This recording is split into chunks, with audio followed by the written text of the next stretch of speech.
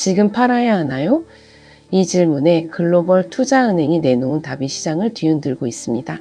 요즘 50대 직장인들 사이에서 가장 많이 오가는 질문이 있습니다. 삼성전자 지금 팔아야 하나요? SK하이닉스 너무 오른 거 아닌가요? 퇴직을 3년 앞둔 직장인 김 씨도 비슷한 고민입니다.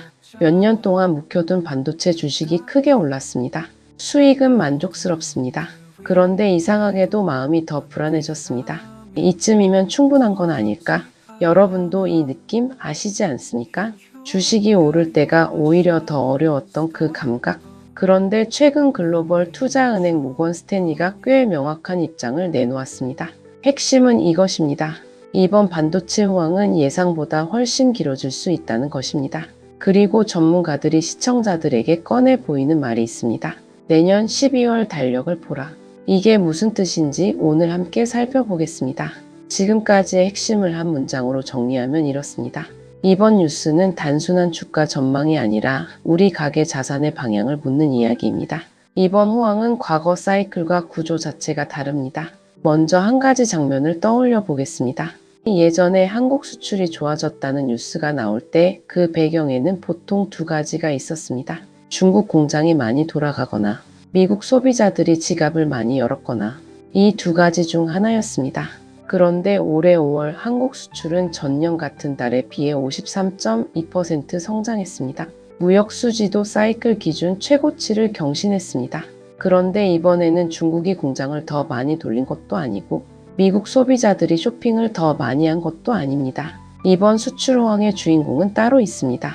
바로 AI입니다. 여기서 헷갈린 분들이 꽤 있습니다. AI라고 하면 보통 챗GPT 같은 대화 서비스를 먼저 떠올립니다. 하지만 지금 시장이 주목하는 것은 AI 채팅이 아닙니다.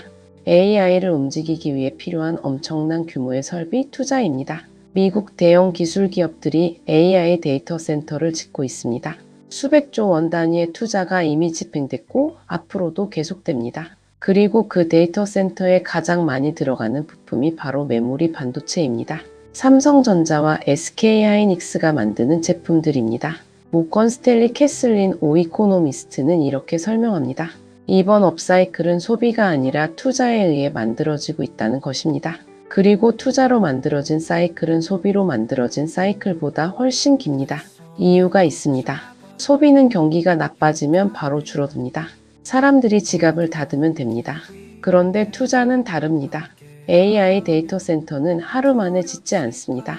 한번 결정된 프로젝트는 수년 단위로 집행됩니다. 중간에 시장이 흔들려도 계획은 쉽게 바뀌지 않습니다. 그래서 모건 스탠리는 이번 수출 호황 국면이 2027년 말까지는 이어질 것으로 보고 있습니다. 내년 12월 달력을 보라는 표현이 나온 배경이 이것입니다. 이제 디램 이야기를 해보겠습니다. 과거의 디램은 흔한 제품 취급을 받았습니다. 공장을 많이 지으면 가격이 떨어지고 수요가 줄면 공장을 세우는 사이클이 반복됐습니다. 그런데 석준 모건 스탠리 한국 전략 총괄은 이런 표현을 썼습니다. 디램이 이제 가장 귀한 상품이 됐다. 왜 그렇게 됐을까요? AI 시대에는 단순히 빠르게 계산하는 것보다 많은 정보를 빠르게 끌어오는 능력이 더 중요해졌습니다. 챗GPT에서 나아가 에이전트 AI 시대로 진입하면서 메모리의 역할이 폭발적으로 커졌습니다. 수요는 이렇게 늘고 있는데 공급은 어떨까요? 생각처럼 빠르게 늘어나지 않고 있습니다. 특히 중국의 반도체 생산 확대는 장비 규제로 인해 한계가 있다는 분석이 나옵니다. 수요는 폭발하고 공급은 제한됩니다. 경제학 교과서에서 가장 강력한 조합이 지금 메모리 반도체 시장에서 현실로 나타나고 있습니다. 한 가지 더 짚고 넘어갈 부분이 있습니다. 미국이 최근 첨단 산업 투자 확대 정책을 강화했습니다. AI 및 반도체 시설 투자에 대한 세금 감면폭을 넓히는 방향입니다. 이것이 데이터 센터 투자에 불을 붙이는 역할을 하고 있습니다. 그리고 그 혜택이 삼성전자와 SK하이닉스에 직접 연결됩니다.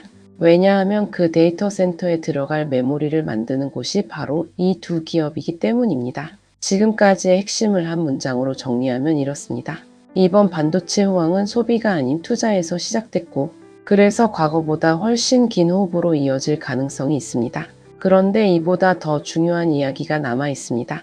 반도체 호황 뒤에 조용히 진행되고 있는 한국 경제의 구조적 변화, 지금부터가 진짜입니다. 여기서 58세 자영업자 박 씨의 이야기를 하나 꺼내보겠습니다. 부동산 위주로 자산을 운용해온 박 씨가 최근 처음으로 국내 주식 비중을 늘리기 시작했습니다. 이유가 인상적입니다. 수익률이 좋아서가 아닙니다. 노후 준비 방식 자체가 바뀌어야 한다는 느낌을 받았기 때문이라고 했습니다. 이 감각은 사실 데이터로도 뒷받침됩니다. 모건 스탠리에 따르면 한국 가계 부문의 주식 보유 비중은 2024년 명목 GDP 대비 43%였습니다. 2025년에는 61%로 뛰었습니다. 그리고 2027년에는 80%를 넘어설 것으로 예상되고 있습니다. 불과 3년 사이에 거의 2배가 되는 수치입니다. 이게 왜 중요한가요? 예전에는 코스피가 올라도 그것이 내 가계와 직접 연결된다는 느낌이 크지 않았습니다. 주식 투자는 일부 사람들의 이야기로 여겨졌습니다. 그런데 이제는 다릅니다. 국내 주식 투자 인구가 성인의 약 절반 수준까지 확대됐다는 분석이 나옵니다. 1,400만 명에 달하는 숫자입니다. 삼성전자 주가가 오르면 이제는 단순히 투자자의 계좌가 바뀌는 것이 아닙니다. 가족의 소비 패턴이 달라집니다. 은퇴 시점 계획이 달라집니다. 자녀 교육 지출도 영향을 받을 수 있습니다. 이것을 시장에서는 부의 효과라고 부릅니다. 그런데 모두가 놓친 진짜 포인트는 따로 있습니다. 모건 스탠리가 한국 증시를 이야기하면서 반도체와 함께 꼽은 또 다른 키워드가 있습니다. 기업 지배구조 개선입니다. 그리고 주주환원 확대입니다. 석준 총괄은 이런 표현을 썼습니다. 한국 기업의 자기자본 이익률 자체는 낮지 않습니다. 그런데 주주환원율이 지나치게 낮습니다. 쉽게 말하면 이익은 잘 내는데 그 이익을 주주에게 돌려주는 비율이 글로벌 기준에 비해 낮다는 이야기입니다. 만약 이것이 바뀐다면 어떤 일이 생길까요? 단순히 주가가 더 오를 수 있다는 이야기가 아닙니다. 한국 증시 자체가 글로벌 투자자 눈에 다시 평가받기 시작한다는 의미입니다. 반도체 실적이라는 단기 호재와 지배구조 개선이라는 구조적 변화가 동시에 진행될 수 있다는 시각입니다. 이것이 모건 스탠리가 한국 증시를 단순 반도체 플레이 이상으로 보고 있는 이유입니다. 지금까지의 핵심을 한 문장으로 정리하면 이렇습니다. 반도체 호황 뒤에는 한국 가계 자산 구조의 변화와 증시, 체질 개선이라는 더 큰 흐름이 동시에 움직이고 있습니다. 결론은 주가가 아니라 이 변화를 어떻게 해석하느냐에 있습니다. 오늘 뉴스의 핵심을 정리해 보겠습니다.